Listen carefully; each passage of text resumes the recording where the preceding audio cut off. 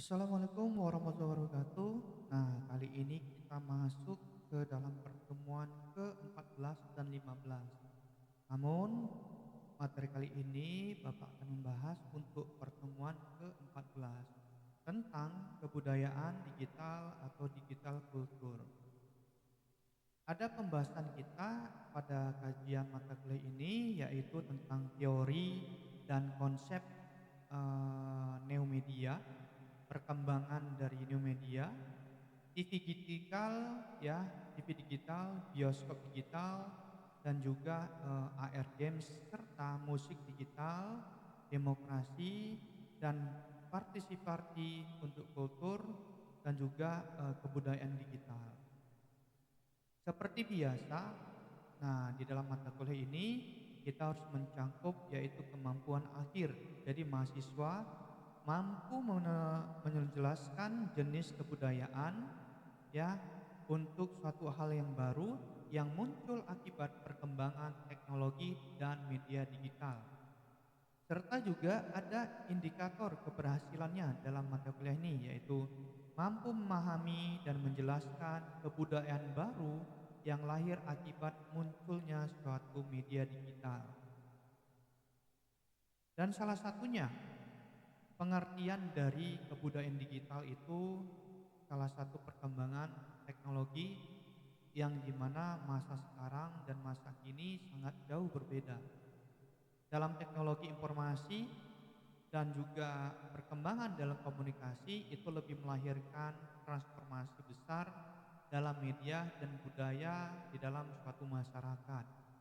Di dalam era digital menghadirkan salah satu bentuk-bentuk suatu hal yang baru dalam produksi, distribusi, dan konsumsi media sekaligus mengubah cara individu berinteraksi dan membentuk identitas budaya. Selanjutnya, salah satu pengertian dasar terlebih dahulu nih teman-teman untuk media digital. Jadi media digital itu salah satu sarana untuk komunikasi menggunakan teknologi digital seperti internet, perangkat mobile, dan juga aplikasi sosial lainnya. Dan apa sih Pak untuk kebudayaan digital? Jadi kebudayaan digital itu adalah suatu pola hidup kita sehari-hari dalam menggunakan media digital. Serta ada nilainya, ada praktiknya, dan juga di dalam ekspresi budaya yang terbentuk atau dipengaruhi oleh teknologi digital. Salah satunya yaitu ada tahapan perkembangan media.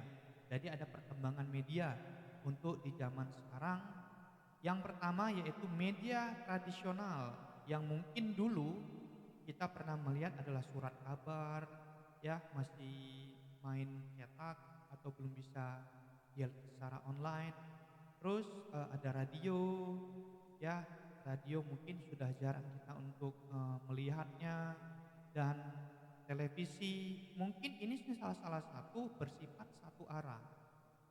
Ada media baru yaitu interaktif, ya, partisipatif dan juga berbasis internet. Dulunya ada surat kabar yang model dicetak, sekarang sudah ada berbasis digital. Bisa kita lihat di dalam YouTube, bisa kita lihat dalam browser lainnya, bisa dilihat dari Instagram dan media sosial lainnya. Dan di sini baru ditemukan adanya salah satu media sosial, mungkin platform yang memungkinkan user atau generat konten dan komunikasi digital.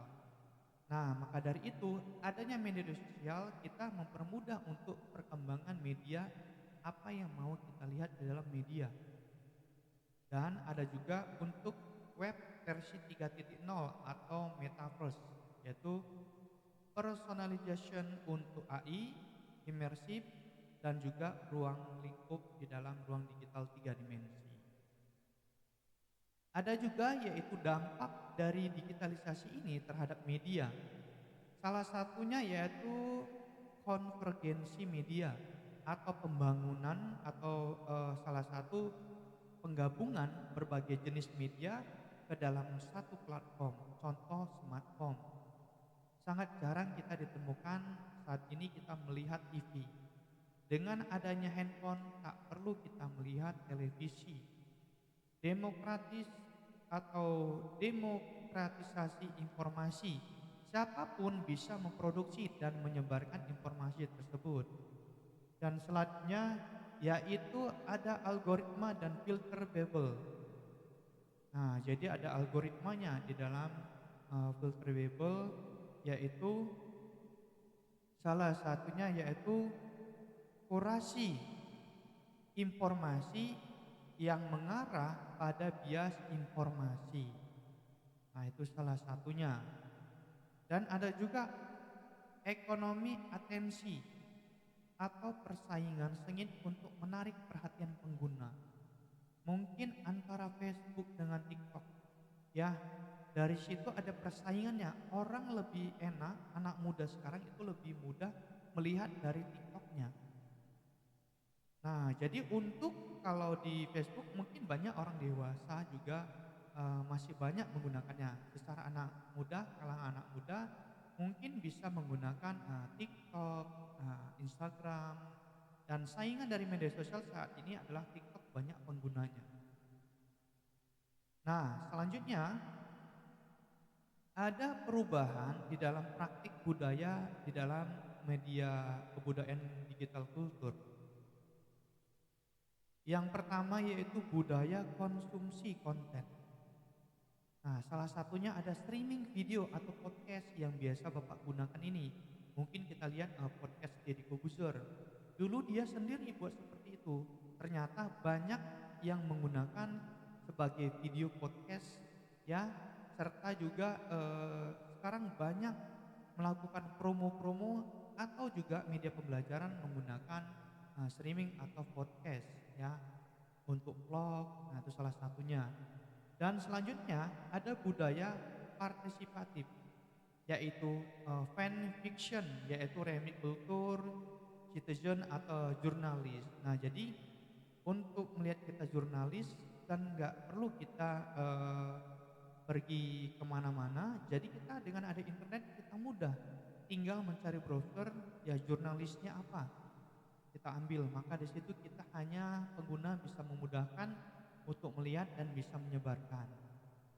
Dan selanjutnya ada transformasi identitas, yaitu avatar ya, avatar atau alter ego digital, ya budaya selfie ya kan. Transformasi identitas ini ya dulu ada vlog ya kan, vlog, mungkin ada budaya foto untuk selfie, bahkan sekarang banyak yaitu bagaimana caranya bisa melakukan transformasi identitas yang banyak budaya-budaya yang lainnya.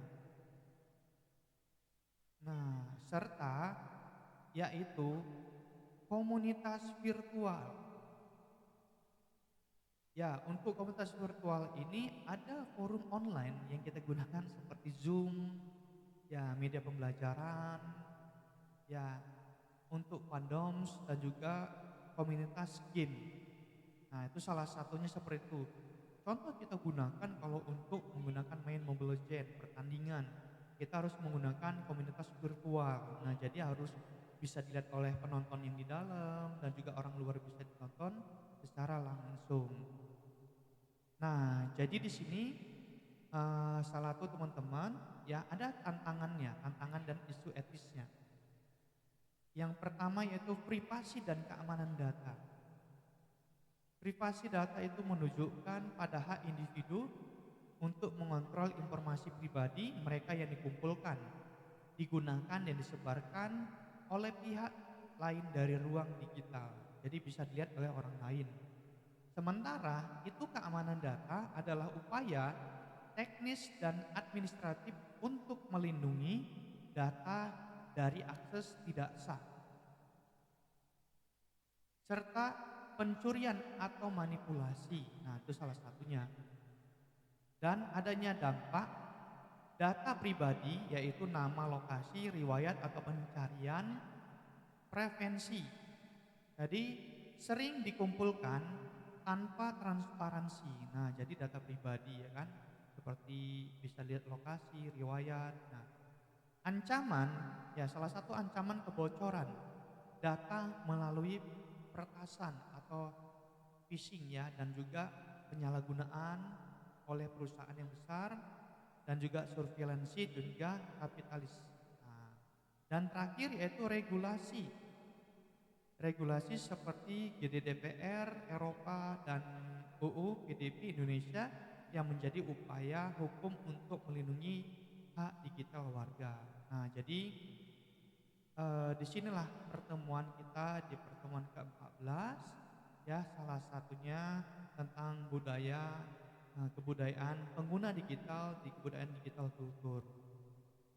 Terima kasih teman-teman sekalian, semoga bermanfaat video pembelajaran yang Bapak sampaikan, dan semoga kita sampai jumpa di pertemuan terakhir yaitu pertemuan ke-15. Saya tutup dan saya akhiri. Ya, assalamualaikum warahmatullahi wabarakatuh.